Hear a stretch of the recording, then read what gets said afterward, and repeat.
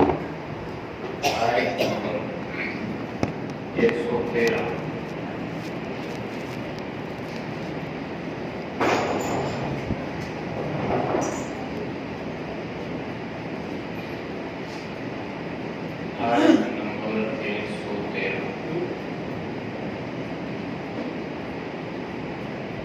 أعوذ بالله من الشيطان الرجيم بسم الله الرحمن الرحيم ولتصغى إليه أفئدة الذين لا يؤمنون بالآخرة وليرضوه وليقترفوا ما هم مقترفون أفغير الله أبتغي حكما وهو الذي أنزل إليكم الكتاب مفصلا والذين آتيناهم الكتاب يعلمون أنه منزل من ربك بالحق فلا تكونن من الممترين وتمت كلمة ربك صدقا وعدلا لا مبدل لكلماته وهو السميع العليم صدق الله العظيم.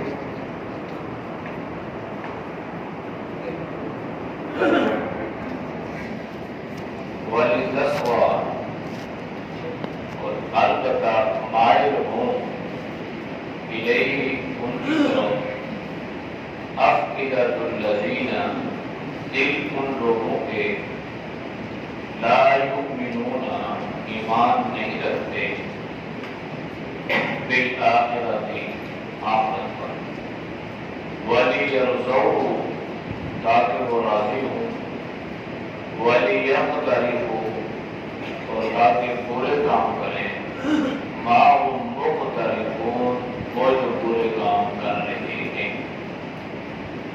أَفَغَيْرَ اللَّهِ کیا اللہ کے علاوہ أَبْتَغِي میں تلاش کروں حَكَمًا کوئی منصف وَهُوَ الَّذِي اور وہی ہے أَنزَلَ اتاری إِلَيْكُمْ تمہاری طرف الکتاب کتاب مفصلا تفصیل بیان کرنے والی والذین اور وہ لوگ آتیناہم الکتاب ہم نے دی انہیں کتاب یعلمون وہ جانتے ہیں انہ بے شک وہ منزل اتاری گئی ہے من ربی کا تیرے رب کی طرف سے بالحق کی ساتھ حق کے فلا تکونن پس مت ہونا من الممترین شک کرنے والوں میں سے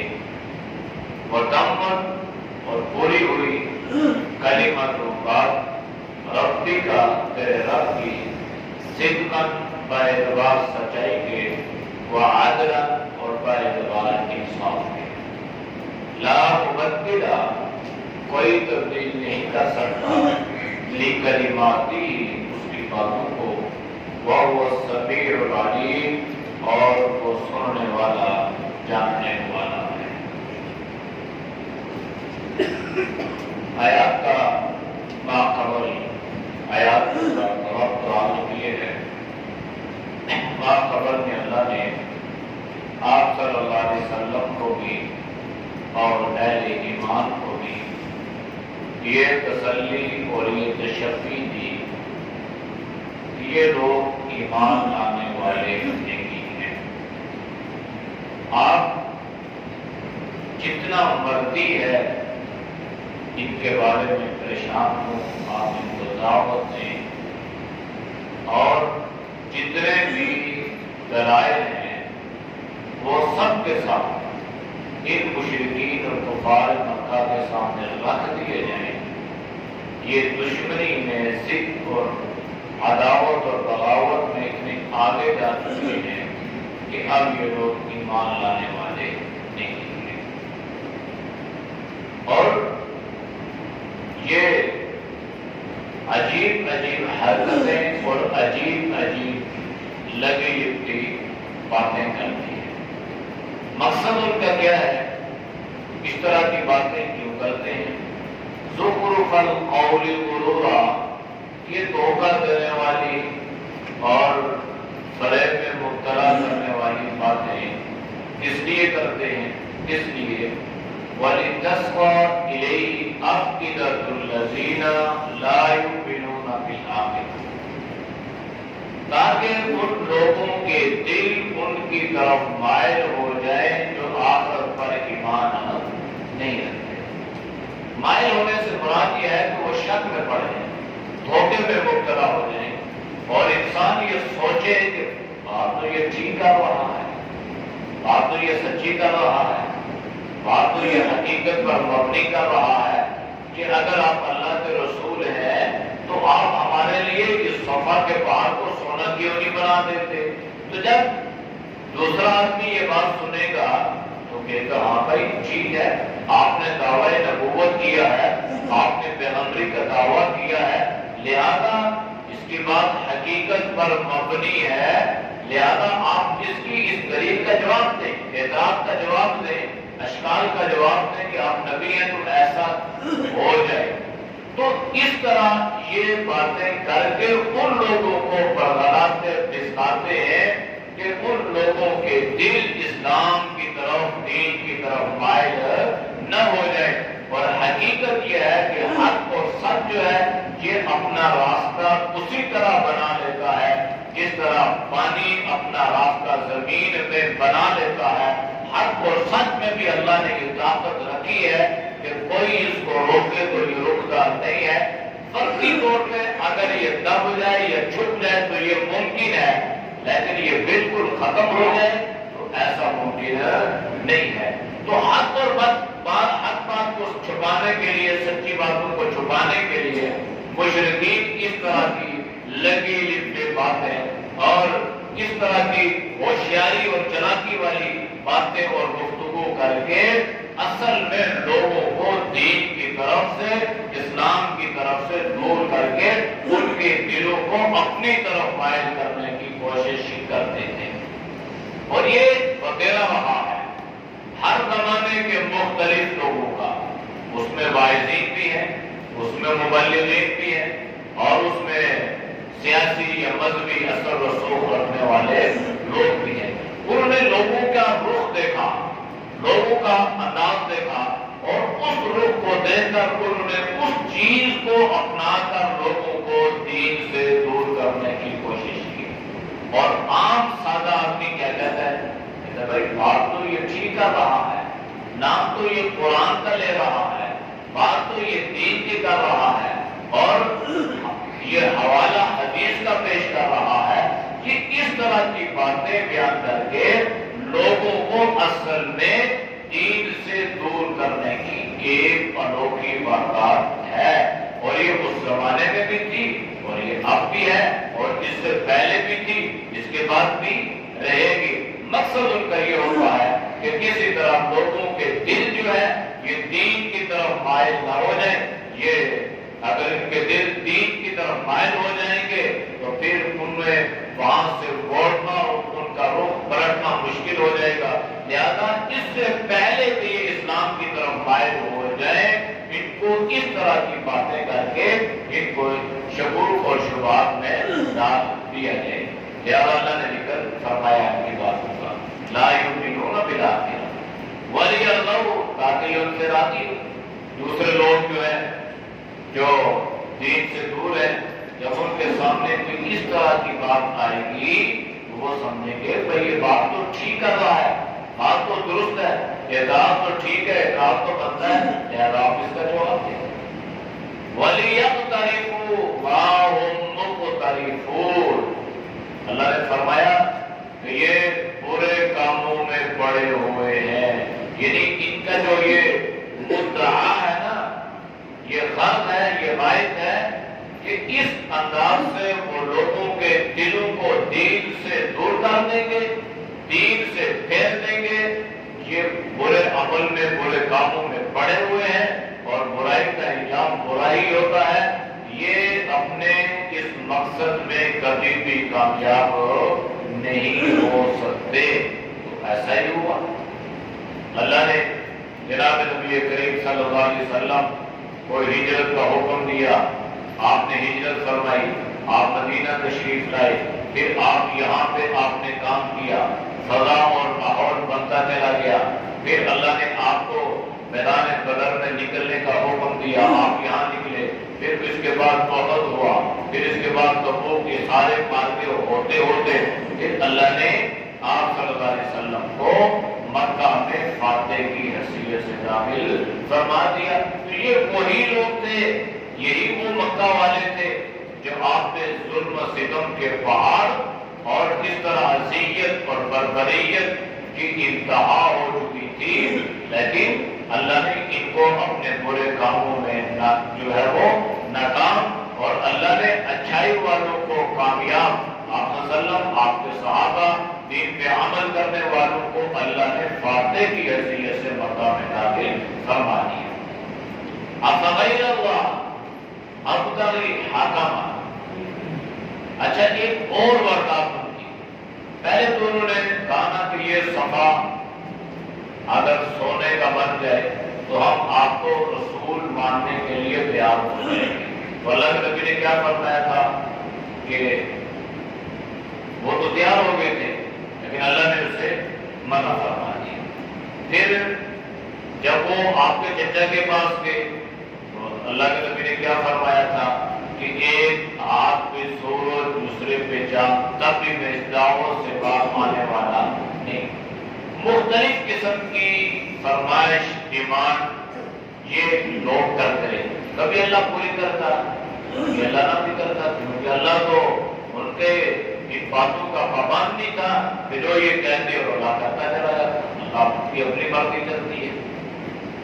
تو اب ان لوگوں نے کہا کہ اچھا چلو اس طرح کرتے ہیں کہ ہم کوئی ایسے آدمی کو حاکم، ایک منصف، ایک جج بنا لیتے ہیں جو اس بات کی تصدیق کرے کہ آپ اللہ کے سچے نبی ہیں، کسی آدمی کو بنا دیتے ہیں۔ اور اس کے لیے کیا کیا، ان مشرکین مکہ نے ایک آدمی کا انتخاب کیا، ولید بن مغیرہ، جو سمجھداری کے اعتبار سے، ذہانت اور فطانت کے اعتبار سے، حکمت کے اعتبار سے اپنی مثال آپ تھا، یعنی اس میں اس اعتبار سے کمی نہیں تھی، ذہین فطین آدمی، سمجھدار آدمی تھا، لیکن جب کوئی آدمی ہدایت سے محروم ہو جائے اس کی سمجھداری اس کو بچا نہیں سکتی۔ بڑے بڑے سمجھدار جو ہے وہ دباؤ پر بات ہوتی۔ ابو جہل بھی بیوقوف نہیں تھا، زمانہ جاہلیت میں اس کا نام ابو الحکم تھا، سمجھدار، لیکن جب جناب نبی کریم صلی اللہ علیہ وسلم کی بات پہ عمل نہ کیا تو ابو جہل سے یاد کیا جانے لگا، ابو جہل اللہ نے اس کو بنا دیا۔ تو یہ جو ولید بن مغیرہ تھا یہ دشمنی میں پیش پیش تھا، اور بڑا بشیر، بڑا سمجھدار آدمی تھا۔ ان لوگوں نے کہا کہ اچھا ہم اس کو بنا دیتے ہیں، اب اس کو بناتے ہیں، یہ بھی تو تم ہی میں سے ہے، یہ بھی تو آپ صلی اللہ علیہ وسلم کے دشمنوں میں سے ہے، آپ نے ایسے معتبر آدمی کا انتخاب کیا جو پہلے سے آپ صلی اللہ علیہ وسلم کا دشمن۔ تو جب ان مشرکین اور کفار میں یہ باتیں چلی اور انہوں نے یہ انداز اپنایا تاکہ لوگ اس سے شکوک اور شبہات میں مبتلا ہو جائیں کہ ہم ایک معتبر آدمی کو جج بناتے ہیں، منصف بناتے ہیں، وہ حالات کا جائزہ لے گا اور اس کے بعد وہ یا آپ کی تصدیق کرے گا یا آپ کی تکذیب کرے گا۔ اگر آپ کی نبوت کی اس نے تصدیق کر دی تو ہم آپ کو نبی مان لیں گے، اگر اس نے نہ کی تو نہیں مانیں گے۔ تو اللہ نے جواب دیا، افغیر اللہ ابتغی حکما، کیا میں اللہ کے علاوہ کسی اور کو حکم بنا دوں؟ کیا میں اللہ کے علاوہ کسی اور کو جج تسلیم کروں کہ کوئی اور میری نبوت کی تصدیق جب یہ ذرہ ذرہ کائنات کا چپا چپا اور پتھر میری نبوت کی تصدیق کر رہے ہیں اور تمہیں تصدیق کرتے ہوئے کیوں موت پڑتی ہے؟ تم کرو تصدیق، جبکہ کہیں وہ انسان کا ظہور تمہارے سامنے ہوا، تم نے اپنی آنکھوں سے ان کا مشاہدہ بھی کیا، اب اس کے علاوہ تمہارے لیے کون سی ایسی حجت باقی تھی؟ اور یہ راستہ تم نکالتے ہو کہ ایک دشمن کا انتخاب کرنے لگے ہو اور اس دشمن سے یہ توقع رکھی جائے کہ وہ دشمن اسلام، دشمن نبی، وہ آپ صلی اللہ علیہ وسلم کی نبوت کی تصدیق کرے گا تو آپ ان کو نبی مان لیں گے، اور اگر آپ اس کی تصدیق نہیں کرے گا تو آپ نبی نہیں مانیں گے۔ تو اللہ کے نبی اس بات کے محتاج نہیں تھے کہ ایک کافر اس اعتبار سے ان کے لیے کسی منصف یا جج کا انتخاب کیا جاتا اور وہ آپ کی نبوت کی تصدیق یا تکذیب کرتا، حالانکہ آپ کو نبی اللہ نے بنایا اور کائنات میں جناب نبی کریم صلی اللہ علیہ وسلم کی نبوت کی تصدیق اللہ نے حضرت ابوبکر صدیق سے کروائی اور اللہ نے آپ کو صدیق بنا دیا۔ یہ شرف اللہ نے آپ کو عطا فرمایا۔ اب ابو جہل نے نہیں کی تو صدیق بن گیا، ابوبکر نے کر دی تو اللہ نے اس کو صدیق بنا دیا۔ تو اللہ نے فرمایا کہ ان سے آپ یہ کہ کیا میں اللہ کے علاوہ کسی اور کو حکم بناؤں، منصف بناؤں کہ وہ میری نبوت کی تصدیق یا تکذیب کرے گا؟ حالانکہ وَهُوَ الَّذِي أَنزَلَ إِلَيْكُمُ الْكِتَابَ، وہ اللہ وہ ہے، وہ ذات ہے جس نے تمہارے اوپر کتابیں اتاری، کتاب اتاری تمہارے اوپر۔ یعنی یہ یہود و نصارہ جو ہے نا، آج ولید بن مغیرہ کو حکم بنانے لگے، منصف بنانے لگے جناب نبی کریم صلی اللہ علیہ وسلم کی نبوت کی تصدیق یا تکذیب کے لیے۔ یا اللہ نے آپ کی کتاب نہیں اتاری؟ جس اللہ نے آپ پر کتاب اتاری، کیا اس اللہ کی صداقت پر اور اس اللہ کے جج بننے پر اور منصف بننے پر آپ کو یقین نہیں ہے؟ جب اس اللہ نے آپ کو کتاب دی اور ان کتابوں کے اندر اللہ نے آپ صلی اللہ علیہ وسلم کی تصدیق کر دی، تو اللہ جب خود حکم بن گیا، اللہ خود منصف بن گیا اور اللہ نے خود آپ صلی اللہ علیہ وسلم کو نبوت دی اور خود اللہ نے تصدیق بھی فرمائی، اور تمام انبیاء علیہ السلام سے اللہ نے آپ کی نبوت کی تصدیق کرنے کا عہد بھی لیا، اور قرآن کریم میں میثاق النبیین، نبیوں سے جو اللہ نے عہد لیا اس کا تذکرہ بھی موجود ہے۔ وَإِذْ أَخَذَ اللَّهُ مِيثَاقَ النَّبِيِّينَ لَمَا آتَيْتُكُم مِّن كِتَابٍ وَحِكْمَةٍ ثُمَّ جَاءَكُمْ رَسُولٌ مُصَدِّقٌ لِّمَا مَعَكُمْ لَتُؤْمِنُنَّ بِهِ وَلَتَنصُرُنَّهُ۔ یہ اللہ نے عہد لیا تھا اور سارے انبیاء علیہ السلام کی ارواح مبارک نے کیا جواب دیا تھا؟ آپ نے جواب دیا تھا أَأَقْرَرْتُمْ وَأَخَذْتُمْ عَلَىٰ ذَٰلِكُمْ إِصْرِي قَالُوا أَقْرَرْنَا، ہم نے عہد کیا۔ اللہ نے فرمایا فَاشْهَدُوا وَأَنَا مَعَكُم مِّنَ الشَّاهِدِينَ، تم بھی گواہ بن جاؤ، میں بھی تمہارے ساتھ گواہ بن جاتا ہوں کہ یہ نبی آئے گا اور تم اس کی تصدیق کرو گے، اگر تمہاری زندگی میں آ گیا تو تم اس پر ایمان بھی لاؤ گے۔ اب اس سے بڑی تصدیق کیا ہو سکتی ہے؟ اس سے بڑا اللہ سے بڑا جج کون ہو سکتا ہے؟ اللہ سے بڑا منصف اور کون ہو سکتا ہے؟ اس لیے اللہ نے فرمایا کہ ذرا تفصیل دیکھو، وہ اللہ جس نے تمہارے اوپر کتاب اتاری مفصلہ، اس میں اللہ نے تفصیل بیان کر دی ہے، عقائد کو بیان کیا، احکامات کو اللہ نے بیان کیا، نظریات کو اللہ نے بیان کیا، معاملات کو اللہ نے بیان کیا۔ وَأَنزَلْنَا إِلَيْكَ الْكِتَابَ لِتُبَيِّنَ لِلنَّاسِ وَأَنزَلْنَا إِلَيْكَ الذِّكْرَ لِتُبَيِّنَ لِلنَّاسِ، ہم نے کتاب دی، ہم نے ذکر دیا اور ہم نے اس ذکر اس کتاب میں ہر چیز کو تفصیلاً بیان کر دیا ہے۔ وَالَّذِينَ، اور وہ لوگ آتَيْنَاهُمُ الْكِتَابَ، ہم نے انہیں کتاب دی، یعنی اہل کتاب، یعلمون، وہ جانتے ہیں، انہ منزل من ربک بالحق، کہ یہ جو کتاب ہے نا یہ تیرے رب کی طرف سے اتاری یہ کون؟ یہ اہل کتاب یہود و نصارہ. ایک مرتبہ نا ابو سفیان، اخنس بن شریح اور ابو جہل، یہ تینوں جناب نبی کریم صلی اللہ علیہ وسلم کی جو بھی اور اپنے اپنے طور پہ کسی ایک دوسرے کو پتہ نہیں ہے. اخنس بن شریح کو پتہ نہیں ہے کہ کوئی اور بھی ہے، ابو سفیان کو علم نہیں ہے کہ کوئی اور بھی ہے، ابو جہل کو بھی علم نہیں ہے کوئی. اب یہ تینوں رات کی تاریکی میں جناب نبی کریم صلی اللہ علیہ وسلم کے گھر کے پاس آتے کہیں چھپ چھپا اور وہ آپ صلی اللہ علیہ وسلم صرف قرآن کریم سن رہے تھے. سنتے تو تینوں اپنے اپنے طور جب یہ سن چکے نا تو جب یہ واپس کرو کی طرف پلٹے تو ان تینوں کی آپس میں ملاقات ہوئی. جب تینوں کی ملاقات ہوئی تو تینوں حیران رہ گئے اور ہر ایک اپنی جگہ ایک بڑا دشمن ہے. اخنس بن شریح بڑا دشمن، ابو سفیان بڑا دشمن، ابو جہل بڑا دشمن. ابو سفیان اس وقت ایمان نہیں لائے تھے. یہ آپ صلی اللہ علیہ وسلم کی مکہ کی زندگی کا واقعہ ہے اور ابو سفیان جو ہے فتح مکہ کے بعد ایمان لائے. تو جب تینوں کی ملاقات ہوئی آپس میں، تینوں نے بھائی کدھر، ایک نے دوسرے سے حیرانگی سے، دوسرے نے تیسرے سے، یہ کیسے کیا ہو گیا، پریشان ہوئے.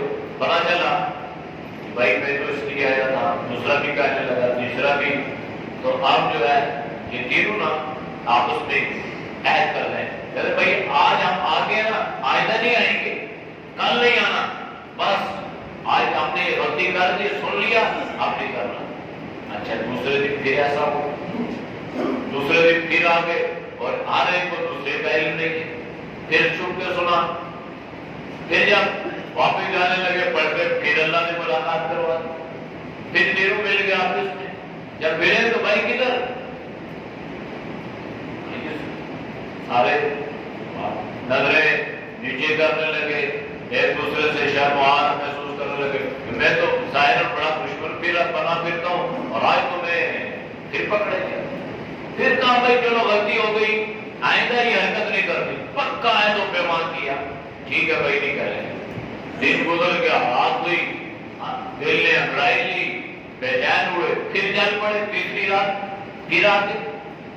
اب تینوں چھپ چھپ کے آپ صلی اللہ علیہ وسلم کے قرآن کریم کی جو اس وقت تک اتر چکا آپ صلی اللہ علیہ وسلم اس کی تلاوت فرما رہے تھے تو یہ سن رہے تھے.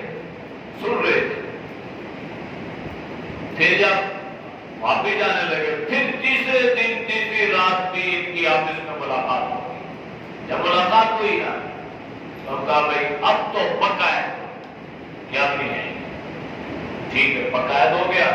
واپس گھروں کو چلے گئے. صبح اخنس بن شریح جو ہے ابو سفیان کے پاس اور ابو جہل کے پاس پہنچ گیا. یہ آپس کی بات ہے، آپس کی بات ہے کہ آپ نے بھی سنا، میں نے بھی سنا. کیا محسوس کیا آپ نے؟ تو نظریں جھکی ہیں. اخنس بن شریح کہنے لگا بھائی اگر مجھ سے پوچھتے ہو نا، میں دل کی صداقت سے یہ بات کہہ رہا ہوں کہ واللہ یہ کسی مخلوق کا کلام نہیں ہے. مجھ سے یہ پوچھو، میرا دل یہ کہہ رہا ہے یہ انسانی کلام نہیں ہے، مخلوق کا کلام نہیں ہے. مخلوق کے کلام کے اتنا اثر، اور ہم بھی تو آخر یہ کہنے لگا یہ فصیح اور بلیغ آدمی تھا، ادیب آدمی تھا، محقق تھا اپنے زمانے کے اعتبار سے. کہا مجھے بھی، آپ نے بھی ادب کو پڑھا دیکھا پکارا اور ہم بھی فصاحت اور بلاغت میں بڑا وقوع رکھتے ہیں، لیکن ہماری فصاحت اور بلاغت اور ان فصاحت اور بلاغت کے مقابلے میں رائی کے دانے کی حیثیت نہیں رکھتی. تو یہ تینوں جو ہے نا اپنے اپنے انداز سے یہ ایسی گفتگو کرنے لگے. تو اللہ نے کیا فرمایا؟ جن کو ہم نے کتاب دی ہے نا یعلمون انہ منزل من ربک بالحق، تو وہ جانتے ہیں کہ یہ کتاب منزل من اللہ ہے، یعنی اللہ کی طرف سے اتاری گئی ہے اور یہ اللہ کی سچی کتاب ہے. جب جانتے بھی تھے اور کیسے جانتے تھے؟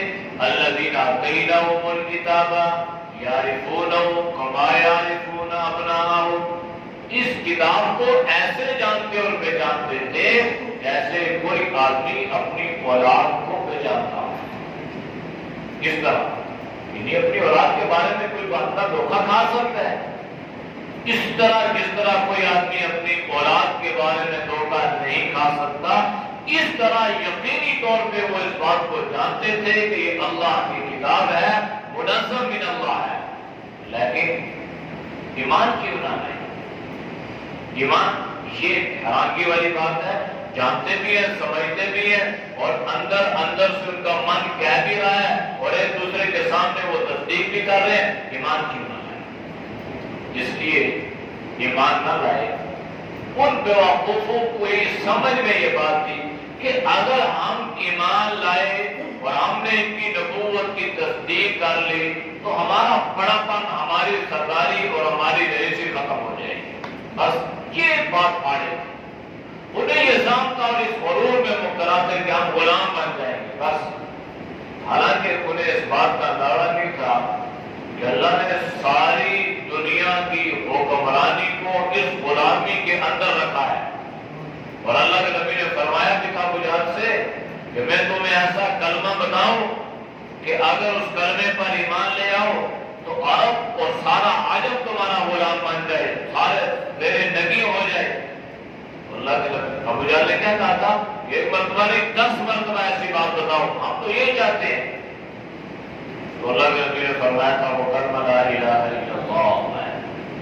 تو وہ یہ سمجھ رہے تھے ایمان لائیں گے ہماری سرداری ختم ہو جائے گی، ہمارا بڑا پن ختم ہو جائے گا، ہماری رئیسی ختم ہو جائے گی. اس لیے اس بات نے ان کو ایمان لانے سے روکا رکھا. ورنہ ان کا من یہ کہہ رہا تھا کہ یہ اللہ کا کلام ہے، آپ سچے نبی ہیں. کیونکہ اللہ کا کلام جس پہ اترتا ہے تو وہ اللہ کا نبی ہوتا. اہل کتاب سے بات تو سمجھتے تھے. فَلَا تَكُونَنَّ مِنَ الْمُمْتَرِينَ. بس اس معاملے میں آپ شک میں مت پڑیے.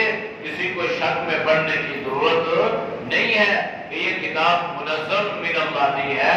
بالکل یقینی بات ہے کہ یہ کتاب اللہ کی کتاب ہے، اللہ کا کلام ہے.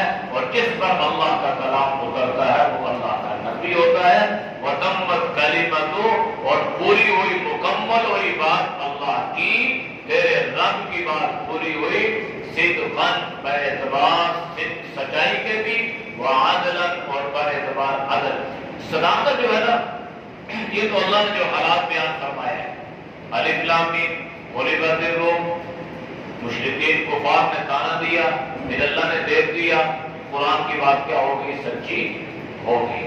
اسی طرح کئی ایسی باتیں جو قرآن کریم نے ذکر کی تھی اور لوگوں نے آپ نے تو یہ کہا تھا ایسا نہ ہوا، پھر اللہ نے ویسا کر دیا. تو یہ ساری کی ساری صداقت ہے. پھر اللہ نے جو آگے کے حالات بیان فرمایا، دونوں جنت جہنم، یہ ساری صداقت ہے. اور عدل، اللہ نے جو شریعت کے احکامات کو بیان کیا ہے نا، یہ عدل پر مبنی ہے. کوئی ایسی بات، کوئی ایسا حکم نہیں ہے کہ بندہ یہ کہے کہ میں یہ کرنا چاہتا ہوں لیکن کر نہیں سکتا. اللہ نے جتنے بھی شرعی احکامات ہیں ہر مسلمان پہ جو کیے ہیں وہ اس کی استطاعت کے مطابق فرض کے لاگو کیے ہیں.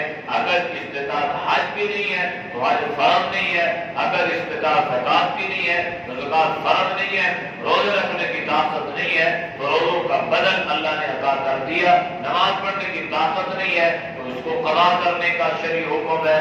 پھر بھی اگر اتنی بھی ہمت نہیں ہے بندہ اشارے سے پڑھ لے یہ بھی نہیں کر سکتا تو پھر اس کا فدیہ، اس کا بدل اللہ نے شریعت کی صورت میں رکھ دیا. تو ہر حکم یہ عدل پر، انصاف پر مبنی ہے. لا مبدل لکلماتہ، اللہ کے احکامات کو کوئی تبدیل نہیں کر سکتا. وہو السمیع العلیم، اور وہ اللہ سنتا بھی اور جانتا بھی ہے. اعوذ باللہ من الشیطان الرجیم. بسم اللہ الرحمن الرحیم. وَلِتَصْغَىٰ إِلَيْهِ أَفْئِدَةُ الَّذِينَ لَا يُؤْمِنُونَ بِالْآخِرَةِ وَلِيَرْضَوْهُ وَلِيَقْتَرِفُوا مَا هُمْ مُقْتَرِفُونَ.